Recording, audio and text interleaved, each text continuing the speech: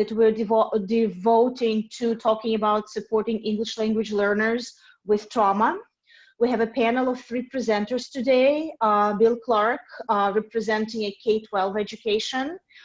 We have Lindsey Crifasi, who is working in adult education and is at Carlos Rosario. And we have Claudia Esteve, who is a part of the counseling team at Carlos Rosario. So we will present this topic from 3 different perspectives. What I'll ask you to do is, as you are listening to each presenter, if you have questions popping in, feel free to write them in the chat. We'll go kind of one presentation after another. Each presentation will be about 15 minutes to ensure that we cover all the content and material. And then we will leave the time, and hopefully we'll have at least 10 minutes to answer your questions and talk about this topic. So without further ado, I'm giving the floor to Bill. Great. Hello, good morning. My name is Bill Clarke, and if it's okay with you, I'd like to make this talk interactive. So I'll ask, please stand or raise your hand if this applies to you, and this is voluntary. So for one thing, I don't want you to fall asleep. No, seriously, you were very gracious with your time. You could be out raking leaves or going to on a walk to look at them. And some of this talk is going to be heavy, so I'll try to keep it light where I can. I have been teaching ESOL for 23 years now in DC, Virginia, and Maryland. I started at Harriet Tubman Elementary School in Columbia Heights. Now I'm at Forest Knolls in Silver Spring. Now for the interactive part. Does anyone teach in DC, Fairfax, Montgomery County? It's harder, you know what? Your cameras are off, so I don't see people with their hands raised.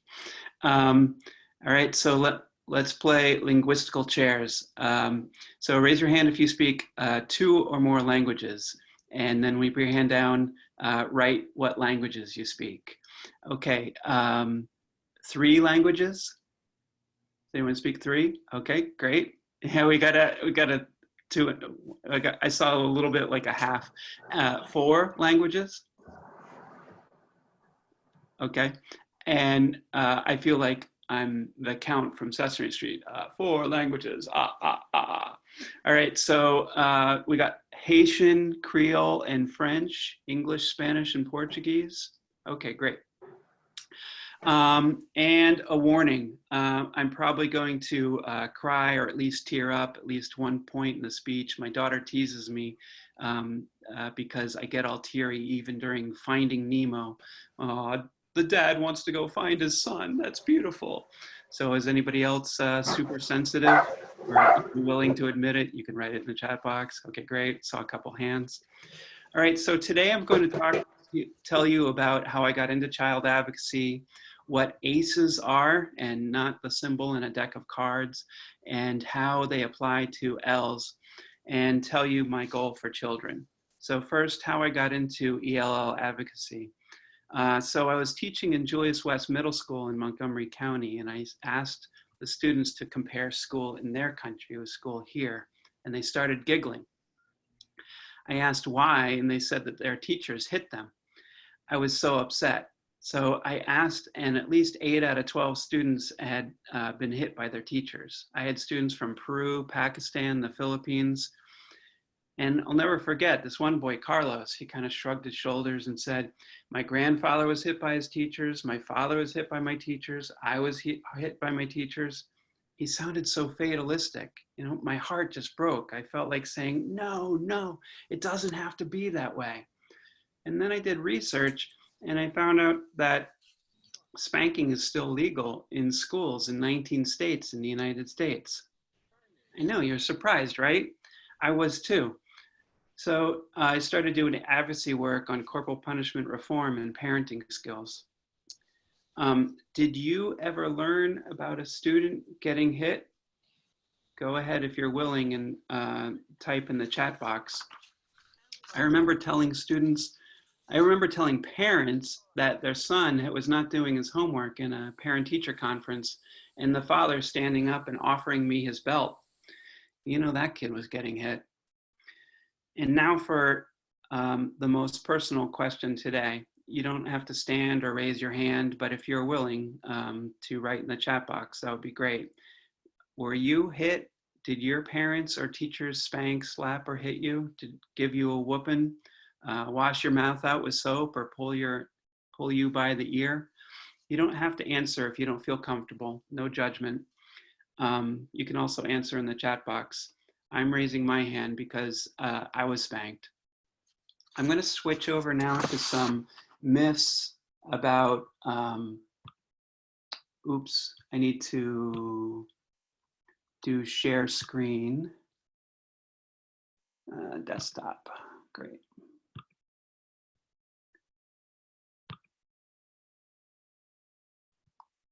I need to pull up, there we go.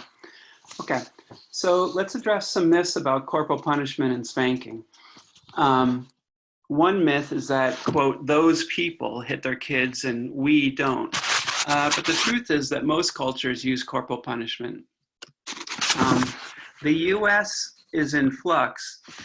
In 1960, 94% of Americans agreed with spanking as a form of discipline. In 2011, it was 65%. And 60 out of 195 countries have banned all forms of corporal punishment of children in homes, schools, childcare, prison, etc. And the first of those countries, Sweden, was in 1979. So again, physical punishment is used in most countries and cultures. The next thing I want to talk to you about is what is called ACEs. ACEs stands for Adverse Childhood Experiences. I'd like to make this part of the talk more meaningful for you. So please think of a student that you either suspect or you know had experienced some form of trauma. So we have a list of forms of abuse, neglect, or dysfunction in the house. Add to these for immigrant children the feeling that the interpersonal level, the feeling of homesickness, or the anger or sadness that teens feel when they're reuniting with parents. At the community level, there's threats from gangs or lack of economic opportunity. At the intercountry level, the immigration journey of heat prostration, days without food or water, sexual abuse, or witnessing abuse. And at the national level, there's ICE raids, fear of family separation, and the current anti-immigrant atmosphere. Okay, so I'm gonna do unshare my screen now. Stop share, there we go. Okay, so think about your student and count up how many ACEs they might have experienced. 1 point for each, and please write in the chat box. Okay, so this is heavy stuff, yet we are all here and we care about our students. So what can we do now? What can we do to help them? As I share, if you have ideas, please write them in the chat box.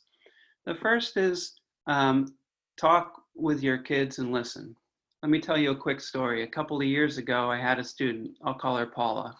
Paula told me that her father was interested in a younger woman, and for some reason, her mother took it out on Paula.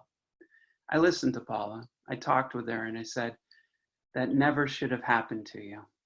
At the end of the year, Paula wrote a speech and thanked me. I could tell that she felt listened to and cared for.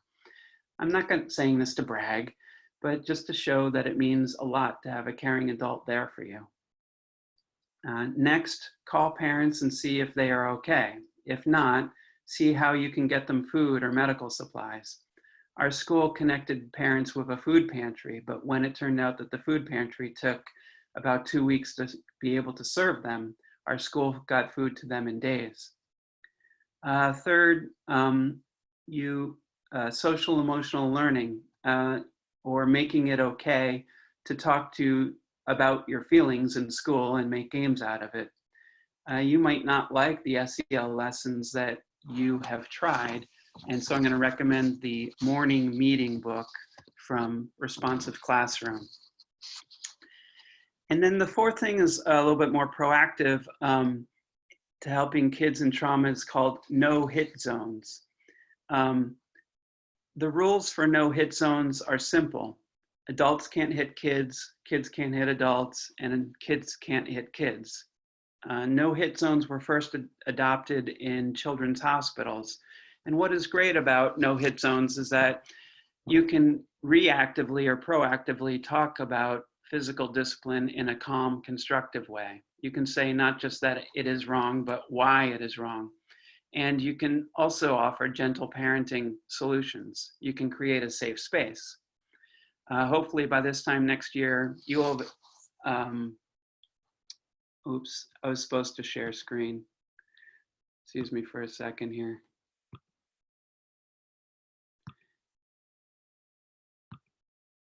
There's my no-hit zone tile. Okay. So hopefully by this time next year, some of you will have started a no-hit zone in a school, church, synagogue, daycare center, hospital near you. And you can go to www.nohitzone.com. Okay, so I'm going to stop share screen now. There's stop share. So what ideas do you have to help kids who are dealing with trauma or to decrease trauma?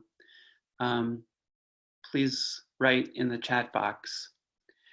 All right, so today I have told you why I do child advocacy, what adverse childhood experiences are, talked about some of the levels of trauma for ELLs, and given you some examples, some solutions, and now I'm going to tell you about my goal for children. I see physical punishment as the gateway drug to many other societal ills: low self-esteem, early and excessive drinking, drug use, and the other ACEs that we talked about. I see that spanking exaggerates the negative side of students. The shy kids tend to get shyer and the rowdy kids get much more aggressive. When adults hit, we are literally teaching kids violence. The use of corporal punishment continues the cycle of violence from one generation to another. It is my goal that the use of corporal punishment becomes rare in the US and in every country in one generation. I remember when I was a kid, it seemed like every other parent smoked. Smoking was really common. Now it is rare. What happened? There was a nationwide ad campaign in education, laws were passed, and the legal areas where it is legal to smoke decreased. So I ask you, what can we do as ESOL teachers to make physical punishment rare and protect our students? Thanks.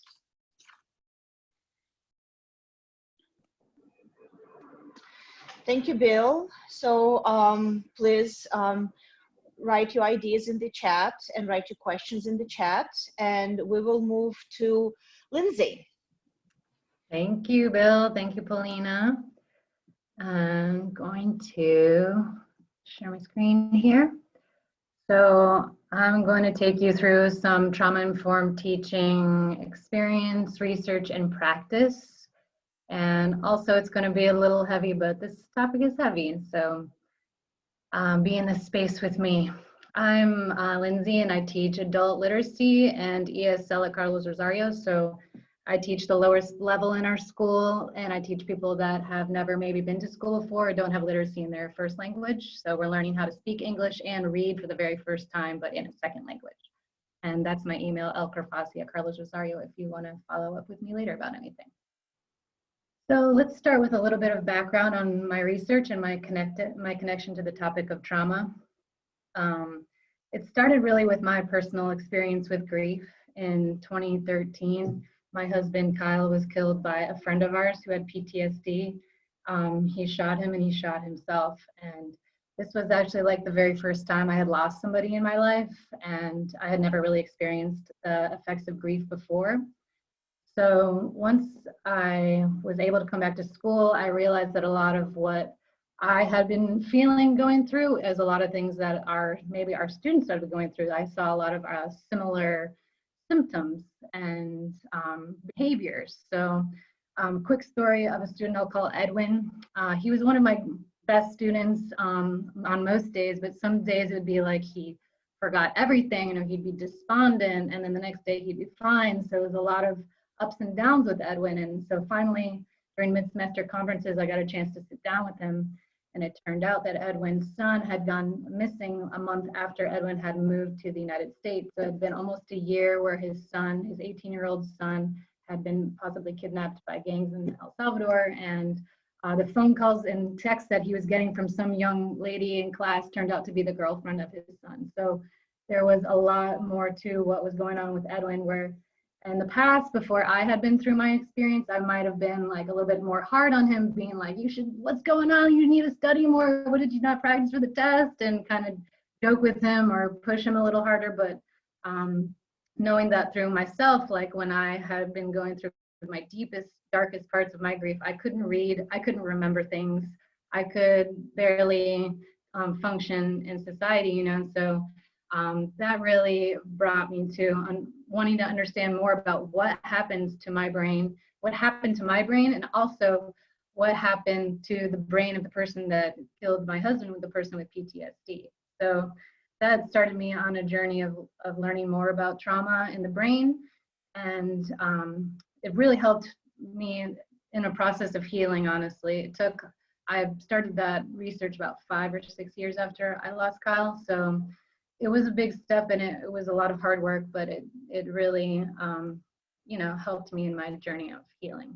So another thing, like where my research started was with the book, The Body Keeps the Score by WATESOL Fall. It's an amazing book, and I recommend it for everybody. And I know this is a long quote, but this is one of my guiding inspirations, this quote is. So it says the prevailing brain disease model, that brain disease is caused by the dysfunction of the brain system, overlooks 4 fundamental truths. Number 1, our capacity to destroy one another is matched by our capacity to heal one another. Restoring relationships and community is central to restoring well-being. 2, language gives us the power to change ourselves and others by communicating our experiences, helping us define what we know, and finding a common sense of meaning. Number 3, we have the ability to regulate our own physiology, including some of the so-called involuntary functions of the body and brain, such as through basic activities as breathing, moving, and touching. And number 4, we can change social conditions, and especially as teachers, this is resonating, right? To create environments in which children and adults can feel safe and where they can thrive. So when we think about our students, and you can think about your class, and especially our ELLs, like they have so many difficulties in their lives, and a lot of the ACEs that Bill was referring to. So what are some of these factors that most affect the mental health of our students? So right now, obviously, is COVID-19 and all the problems around that. You know, there's family separation, immigration stresses, courts. The journey here was probably stressful and traumatic. All these different things are things that our students, that I've seen in all the years through teaching students, that these are a lot of the factors that are affecting the mental health of our students. So how do these difficulties produce themselves in behaviors in class? So I made a list one day. I was like, okay, well, it could probably cause them to be irritable, despondent. They probably forget a lot. They're tired. They have a lack of affect. Maybe they don't relate well to their peers, and especially in kind of a difficult, you know, cross-cultural setting, it's difficult to relate to people like that, right? To each other. Maybe they goof off. Maybe they overreact. And anxiety, depression, obviously, and then also low attendance or just tardiness, and eventually possibly dropping out. So why does this happen? What's happening to people's brains when they're on trauma? So the ones that we're going to focus on real quick right now are the amygdala and the hippocampus. So the amygdala is the little almond-shaped part of your brain that is your computer and your alarm system. And the hippocampus is the seahorse-looking part of your brain that stores the most recent conscious memory. So Trauma decreases the volumes of your amygdala and your hippocampus. So the amygdala's job is in charge of remembering danger. So when it's smaller, it may perceive danger when there is none, and your body gets thrown into a flight, fright, or freeze. So you can't control, people with smaller amygdalas can't control those functions as well. And then you have less control over your emotions. So that's maybe why you see some of those behaviors in your class. The hippocampus's job is the memory function and storage, like I said. So what happens with the smaller hippocampus is that we get mixed up with what's happening now with what happened in the past. So you might have flashbacks, like still if I see movies that have a lot of gun violence in them, even though I wasn't there at the time that Kyle was killed, like I get thrown back into, you know, I have different emotions at that time, emotions that are a little bit stronger than maybe somebody who hasn't gone through something like that.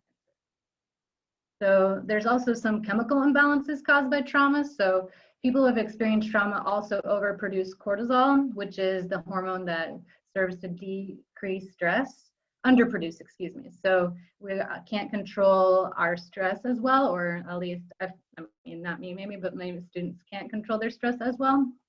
And also they have a lower threshold for various stimuli, causing in some cases an increased startle reaction. So I started noticing people who startle more in my life in general, and then students too, and then seeing that as maybe, you know, like a clue that something more is going on in their life.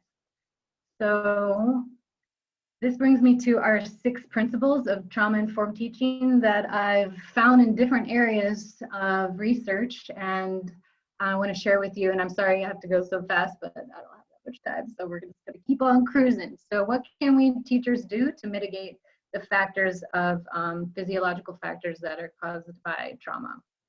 So it's funny because one of Claudia's team members shared with me the CDC's guiding principles, which was like very parallel to the principles that I found from another set of research on teaching. So I thought that was really interesting that these 6 principles are kind of floating around and they're parallel in different areas. So this is just a trauma-informed approach for anything, for like nurses, social workers, all kinds of people, not necessarily for teaching, but you can see that you could apply these to the classroom. And this actually came up in a discussion about how we could better serve our special needs students.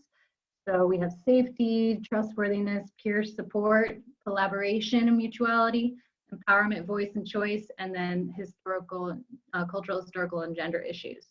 But let me get more into the one that I wanted to focus on, which is from this research here. It's called The Heart of Learning and Teaching, which I recommend flipping through. It's really, really awesome and helps you reflect on what your school does. So the first principle is always empower, never disempower. So if students are fighting with you over control or power, they're fighting to find some more safety in their lives. So what you can do is meet students where they are, mark areas for incremental progress, celebrate little achievements, big and small, and help students cultivate independence, because people who have been through trauma, they have lost power, they feel powerless. So helping them gain some independence back is a step towards healing and a step towards empowerment. And some of these seem pretty obvious, but it's kind of nice just to keep these in your mind so you know when you're in a spot where a student is acting out, you can remember these. Number 2 is provide unconditional positive regard. Be that turnaround teacher, be that person that they're excited to see every day, that they can depend on. Use compassion with those behaviors that we identified earlier, even tardiness. I try not to harp on our adult students too much on tardiness, because I know that there's so many other factors in their lives that are leading them up to coming late or being absent for class.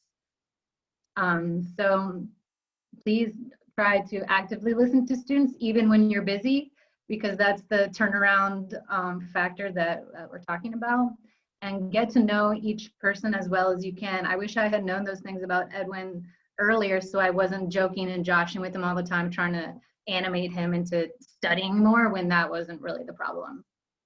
Now I do goals with students one-on-one earlier in the semester, which is great because that gives me that time to chat with them. And also I've found through research that tone of voice is a trigger for people and it like triggers safety, like high, happy voices are something that trigger people towards a healing, and that like lower, scary voices are, triggers in the reptilian part of our brain that say that this is not safe, and that's what makes people shut down. So interesting how like even tone of voice is like that deep in our brain. Sometimes with people that we care for and are worried about, we want to lower our expectations so that, we don't feel like they're, we don't want them to feel like they're failing, but also actually lowering your expectations sends a negative message to students that they're not worth all these higher expectations like everyone else. It makes them feel more powerless. So avoiding disempowerment doesn't mean lowering your expectations. It's keep your expectations consistent. You can meet students where they are, but keep them high and celebrate those little progresses like we talked about. For those that we don't have as many rules as y'all do in K-12, but make sure they're purposeful, each and every one, and directed at safety and respect. Set limits by naming inappropriate behaviors and follow through with consequences. This one I do with myself all the time. Check your assumptions. Take the time to observe and question. Identify your assumptions, like we described earlier. Like if someone's late, you're like, oh, they're late because that's just their characteristic. But don't assume that that's just a characteristic. You have to dig a little deeper, right? Observe and question, and listen. Take the time to figure out what's going on, right? So take time to observe instead of assume, and ask a lot of questions and listen actively, which I know everybody does, but it helps us remember all the time as being a principal and all. 5, I really like this one, be a relationship coach, because especially in our cross-cultural classrooms, it can be kind of tough for students to open up to one another, but we can serve as that facilitator so that students start making relationships again, because like I said, the powerlessness makes you feel so isolated and alone, and we can be that part of the student's story by helping them create relationships together. So, elementary teachers are really good at this, and they're taught how to do that, and it's part of, teaching elementary kids, but we take it for granted in adult classrooms, and it's something that we can really do too. So it reminded me of this principle reminds me of that quote that I read, that our capacity to destroy one another is matched by our capacity to heal one another, and that restoring relationships, even with new people in your class, is central to restoring well-being. And we can be the ones that create that social condition where people are helping one another, people are supporting one another, people are, like, oh, you're good at such and such piece of grammar, guess what? She needs help with that. Now you can go help with this, finding people's strengths, matching that up with somebody that needs help. That can go a really long way for someone who is, in a really bad place. So we can create classes where students are empowered to help each other and help each other grow and learn. The last one is provide guided opportunities for helpful participation. So belonging is one of Maslow's hierarchy of needs, right? It's in the middle. So if you feel like you belong in the class, then you're rebuilding those needs. So meaningful contributions to the class help students improve their self-worth, make them feel like they belong. So helping others, giving students opportunities to help each other and give back to each other helps quell the feelings of isolation that you can feel that are associated with trauma. So looking back on these CDC principles, you can see that empowerment, collaboration, peer support, trusting, the students trusting you through your show of active listening and everything, and making sure it's a safe space. Those are all principles. But one thing that it didn't bring up in the book that I was reading, The Heart of Teaching and Learning, is this cultural and historical and gender issues, which made me think that we should all go back and reread culturally responsive teaching. So my reference list here, I have The Body Keeps the Score. If you haven't read that, it's amazing. Culturally responsive teaching and the brain, and it goes into a little more of that brain science, which is super interesting, so we know the why and the how.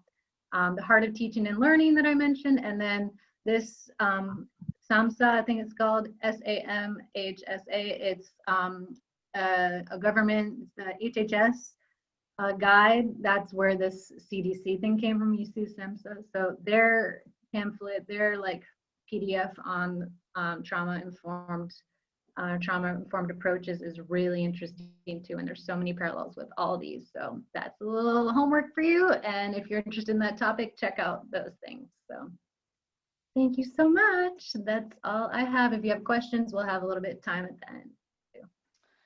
Thank you so much, Lindsey, and thank you so much for sharing such a personal experience with us and trusting us with it. And again, dear audience members, please keep thinking about your questions, typing them up, and so that we can have a conversation after Claudia's presentation. Claudia, the floor is yours. Thank you. Thank you. Good morning, everyone. And I just want to honor Bill and Lindsey's participation and experience here. Let me quickly share my share my screen. Where can I share my screen? I don't find it. Oh my God. Okay, so I had everything ready to share the screen with you, and now of course I'm having issues. So you should have a button. If you look down, there should be a green share screen button. Is it showing up? I know. It's just that something's going on in my sharing screen that I can't see, and I just checked it. Let me see if I can see this. I just had everything ready. Allow Zoom to share your screen. And guys, I'm sorry, I was talking about Mercury retrograde, and it really has done a trick on me. So just be 1 second. Okay, so Google Chrome, here we are. Let me see if I can get to share it. Okay, I have to open the system preferences, and I don't know why it's okay, and it's asking me to leave the meeting. I won't leave this meeting. So okay, let me bring it to you just like it is, because this happens, and I am really so sorry. Maybe I can send the presentation to you, but well, it is what it is. So I want to tell you about the clinical trauma work that we do at Carlos Rosario. I wish I could share my screen with you and show you the beautiful photos of us, the 4 counselors at the school. We have Mengistu Ferede, we have Christine Rupert, we have Andrea Drost, and myself. Mengistu, Christine, and Andrea work at the Harvard Street campus, which is the main campus. That's where Lindsey is. And I work at the Sonia Gutierrez campus, which is our campus that teaches the more advanced English levels. We all teach grown-ups, we all teach adults, and our role in the school is to provide individual therapy. We are called counselors, but in truth, some of us are licensed professional counselors, and some of us are clinical social workers. We all are licensed in DC, which is super important. I mean, we could not be providing therapy if we were not licensed. We provide crisis intervention. Maybe Lindsey can also make comments about this. We assess the level of urgency. Sometimes we have people who are thinking of hurting themselves, who have suicidal ideation, and we have to assess that emergency. And we have to provide an appropriate response together with both the teacher and the administrators. We also provide interventions in the classroom.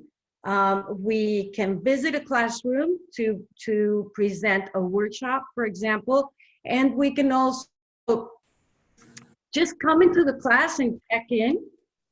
We can also provide, and we do also provide psychoeducation in different ways. One of these ways is like doing workshops on, for example, stress management, or breathing, or we can do workshops on emotions, what kind of reactions emotions brings. Or for example, one thing that I do at the SG campus is circles. So in circles, people just drop in, and we have been doing this on Zoom since we became virtual. And it's such a wonderful experience. People just drop by and talk. We, of course, we provide a safe container in the sense of respecting all kinds of confidentiality needs, etc. But I mean, they've been working wonders. Who are our clients? And this is very important. I think Lindsey has given you a glimpse of who our clients are. But one of the things that we believe, all four of us, we believe wholeheartedly, is that our clients are naturally creative, resourceful, and whole. And I think that ties up a little bit with the positive and unconditional regard that Lindsey was telling you about. And so it's in the classroom, and it's also in the therapy room. Our clients are immigrants. They are mostly low income. They are very diverse in age. We can go from 16 or 17 years old to 80 years old. We have diverse education levels. We go from the students that Lindsey was telling you about, that basically are learning to read and write, up to people that have master's degrees and are working towards their PhDs, for example.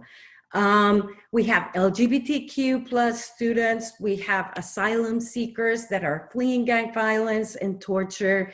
We have people experiencing domestic violence or interfamily violence. We have people that have experienced child sexual or physical abuse, rape victims, exploited work exploitation, and sex trafficking. We have a lot of different clients. Or clients, let me bring it, I mean, this is very sobering, but also we have clients that are looking to just improve their personal process. So sometimes our clients just pop in our office and say, hey, I just need to talk to someone. And one of the things that I do, for example, as a counselor, as a professional counselor, is career counseling. So sometimes we have people in their 40s that want to change careers, and we dive into that in a therapeutic environment, but we do dive into, okay, so what do you want to do in this next stage of your life? As Lindsey was talking about the CDC principles, I'm not going to dive too much into that, but we definitely, in our office, inside the therapy room, whether it's Zoom, phone, the actual office, we believe in the trauma-informed care principles. The classroom can be a very triggering environment, and both Bill and Lindsey are aware of this.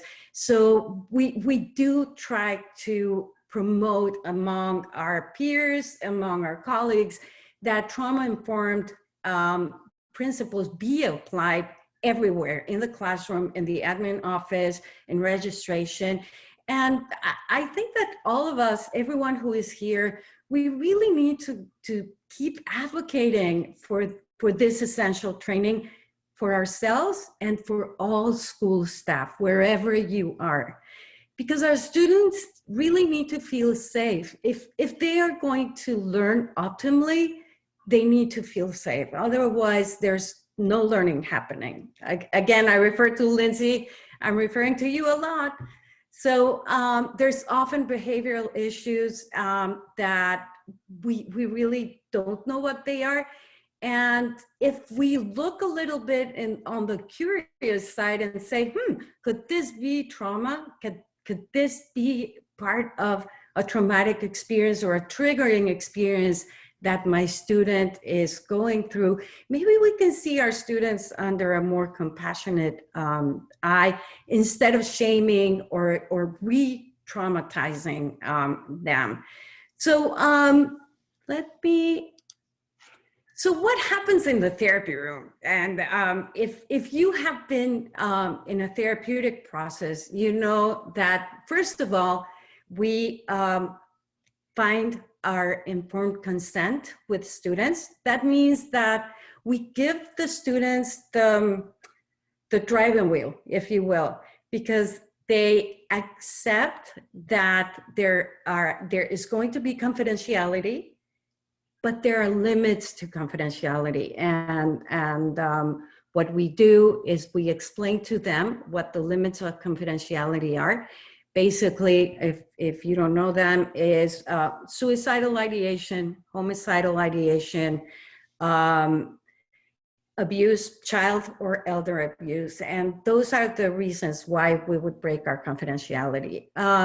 Speaking of which, not disclose information about our clients. So if a teacher refers a client to us, and then they say, oh, how is Edwin doing? We will say, I can neither confirm nor deny that Edwin is working with me. How about you ask Edwin? So once we receive the student, we respect that confidentiality. And what we have found out is that that respect really brings a sense of empowerment in the student. We also do a lot of work in trying to get the student to become aware, and I call them students and not clients or patients, because they are not our patients, and they could be our clients, but I mean, we usually use the word student. So our students experience trauma in many, many ways, and they can be easily triggered or re-triggered and feel ashamed in their culture, in the cultures of origin of many of our students. Mental health represents a source of stigma. So we do work very, very hard in destigmatizing the concept of using mental health counseling or mental health therapy to work through their life experiences and become empowered. Sometimes it's complicated, but we are still doing that work. So our job basically focuses around destigmatizing, de-shaming the field that the student is in, normalizing their experience. I never cease to be surprised how our students' expressions change when they come to our office and they say, well, I'm having these symptoms and this and this. They don't, and I go like, well, that's perfectly normal. And their expression completely changes. So normalizing is also something that you as teachers also can do. We provide a safe space, just both physical and emotional. We do empower for advocacy. We are embedded in the student services department of the Carlos Rosario School. So we work together with our colleagues in empowering our students to become advocates, self-advocates and advocates for their community. And of course, not forgetting, we do have a culturally sensitive approach. All of us speak different languages. Mengistu speaks English and Amharic. Christine speaks Spanish and English. Andrea speaks Spanish, French, and English. And I also speak Spanish, French, and English. I am an immigrant. Mengistu is an immigrant. Andrea is somewhere between. So we know the experience to a certain extent. We do know the experience our students go through. So we really do work hard in de-shaming the field and in normalizing their experience. Yesterday when we were working on this, we were talking about how important it is to acknowledge, and I also want to bring Bill and Lindsey here with me, to acknowledge how important it is to recognize when you're on the verge of burnout. Vicarious trauma, which is experiencing like secondhand trauma from the stories you hear, and burnout are very important in the sense that if we burn out, we are not able to be compassionate and to provide that safe container for our students. So it's very important to self-care, to practice self-care, sometimes with humor, sometimes with chocolate, sometimes with wine, but not too much, sometimes with watching interesting shows or doing something fun, always exercising. Well, with this, I would like to leave you all with the feeling that no matter how bad things go, we can still say what we need to say.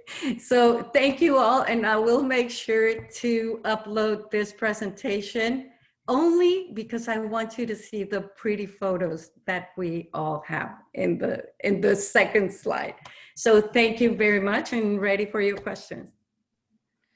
Thank you so much, Claudia. Really, thank you to all of our panelists for these very powerful presentations on such difficult topics, on really, you know, kind of traumatic topics for many of us that also challenge us as language educators to kind of think about this very sort of human aspect of our profession. And, you know, I've been thinking about the work that I also do with TESOL students, and how we talk about that any topic that we cover in our classes is never neutral, that it really can cause all sorts of associations and all sorts of connections with traumatic experiences, even if we think that the topic is quite innocent or neutral. And sort of we work through thinking how we can ensure that when we're bringing the topic in, that there is a flexibility and there's a room for our English language learners to kind of position themselves in different ways in these topics, and allocate sort of space for recognition of possibility of trauma. So if you have questions, please type them in the chat. I see there is a question that popped in earlier from Alai's brother.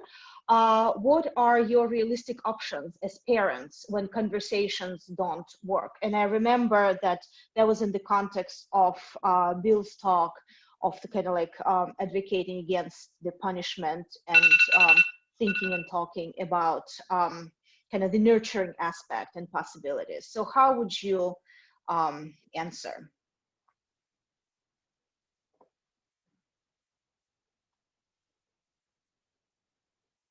Bill, do you want to unmute yourself? There we go. All right. You know, parenting's really, really challenging. So you just got to kind of get that out on the table in the first place. I'm not a parenting expert. My wife's 10 or 100 times better at it than I am. So, you know, I like to think of it in the broader context. Okay, look, if you look back at the people that you really, really admire in terms of their teaching style or their parenting style, and you say, wow, what does, you know, this grandparent or aunt, or what is this great teacher that I really admire, what are the qualities they have, and how do they interact, and how do they, you know, correct or redirect or ignore? What kind of strategies do they use when they're having problems with their kid or their student?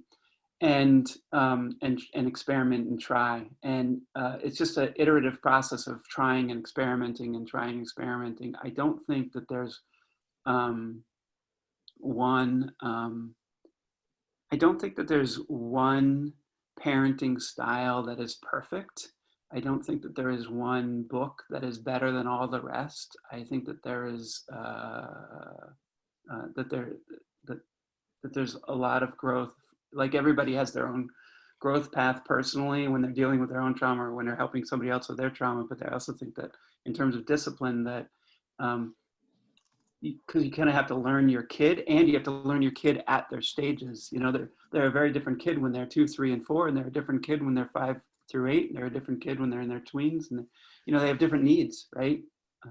So that's a very long answer. I don't want to take up all the time from the rest of the questions. And Alice, I think you wanted to say something. I'm trying to, yes. Yes, you know, I threw that question in there, and I don't want to detract from us working with our students, and I just want to apologize. I think as an African-American woman living in the United States, there's a trauma in and of itself around not feeling like you are in charge of your own body. And if you've read Ta-Nehisi Coates's work about Between the World and Me, I think there's a reaction there where I'm looking at some parents as teaching their students through this controlling of their bodies. This, you know, you have to be careful about how you go about in society because you don't have control. Other people own your body and the right to your body. And, you know, as we've seen with George Floyd and, you know, bird watchers in New York, those consequences can come about pretty quickly, swiftly, for any reason if you don't. So I would just say to that, you know, I went down that road, but I know we're really thinking about our students and the traumas that they have experienced. And so just to throw that in, I didn't mean to say that, oh yes, we should be abusing students. I was just, you know, I think I just had that perspective of, you know, it is a strategy that has been used to not to teach, to prepare to prepare children for, hey, this is what you will experience if you do not conform. So, you know, I just wanted to throw that in. I'm not advocating abuse. Or, but I see how parents have used it strategically. That's all. Thank you. Thank you. Thank you. No, this is an extremely important perspective for us also to think about. And thank you for your question and for your comments. Let me see. There are more comments that we have, more questions. So there is a question from Jennifer. Where and how do you recommend learning to effectively advocate for the trauma skill training? It seems that sometimes students' reactions, low attendance, strongly experienced reactions, etc., which should be expected given the trauma, are sometimes in conflict with the established codes of conduct that admin may feel compelled to uphold.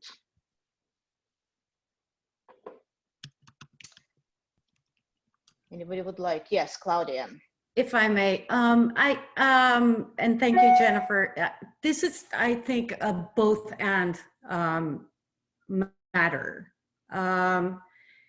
If as Bill was mentioning the ACEs, I am sure that if we all here responded a questionnaire of an ACEs questionnaire, the 10 ACEs, we would at least be 4 out of 10.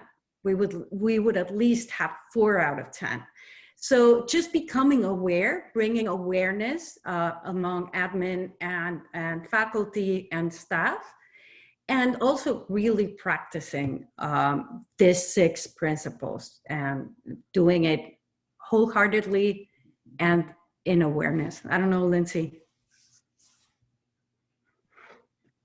Yeah, I mean, when I started my research, my main point of my introduction was like, we have an entire school of 2,000 students who have come to this country, many of which have come from countries of conflict. How have we never had trauma-informed training before? It's just unreal, you know? So it should be, you know, yearly, or at least especially now with this extra layer of the trauma of the pandemic, we should all be learning about it now through professional development together as a community of the school. And as far, I mean, each case, if you're talking about the students who are acting out, each case is different, and hopefully our administrators are compelled to observe and question and not assume, which we're pretty lucky at our schools. We have very compassionate administrators, but I don't know if there's a blanket answer for that part of the question. But they definitely do have to conform to the rules, but also at the same time, we can offer the supports that we do have control over. We do have access to therapists. We do have a lot of community partners and stuff. So we can try to support them while at the same time maintaining the high expectations that we set for all students. And you know, something that you said and has been, I think, the theme in this panel and in our conversation is that avoiding disempowerment does not mean lowering expectations. Right. And it is such, I think, an important point that we as educators need to be thinking about. And this gets raised, and I hear sort of discussions of this amongst university faculty about when we talk about meeting the needs of diverse university student population, when we talk about, you know, microaggressions, and when we talk about kind of checking our perceptions. When university faculty often also ask, well, I don't want to reduce my expectations. And I think I'm very happy that you said that, because nurturing and support and compassion and empathy, they don't really conflict with having higher academic expectations or certain level of academic rigor. But at the same time, you know, academic rigor is not everything. Right. In And one extra point I wanted to make about that is that all these things take a lot of practice, and it's very messy, and we're not good at it at first, right? And we have to be gracious with ourselves and with our students. And as educators, we're like performers, right? So we want our performance of the day, our lesson to go a certain way. And when it gets derailed, it doesn't feel good, you know? But that's just like the process of us learning how to apply those principles every single day. And sometimes it doesn't go well, but honestly, it's just like a practice. It's like a daily practice. So take it day by day. Don't be hard on yourself if it doesn't go well. If you didn't do a good job one day or another, you'll just keep it going, and you'll have a different mix of students one time, and you'll have a difficult class. I have some people with major disabilities in my class right now that sometimes, at least pre-COVID, like would involve them having to leave the classroom, and then I have to deal, you know, manage the hallway and the classroom at the same time. And it was really tough, and I didn't know if I did a good job or not, but I learned from each messy experience and how I could do a better job the next time. So just have a lot of grace with yourself. It's not easy at all. We're not going to do it right the first, second, third time, but we're working towards it. It's a practice, like any other practice that we do in our lives. Well, we have 1 more minute left. So if there are any other questions or comments, we can probably take a couple comments or 1 more question. If somebody would like to raise your hand. Does Laura have her hand up? I think Laura has been having a hand, yeah. Okay. At the beginning when we did some, Bill did some questioning. Well, thank you so much for everyone who joined us. It's, you know, for me, it's a great honor to moderate this panel as I am completing my term as advocacy chair. I really hope that WATESOL and the incoming advocacy chair will kind of, and the group here will continue to carry these conversations and kind of expand further on this very, very important topic. And just very quickly, again, a culturally sensitive, culturally responsive pedagogy was mentioned. It's an excellent resource of thinking about working with English language learners with trauma, or working with English language learners from a culturally and socioculturally sensitive perspective. Thank you, everyone, and we'll see you around.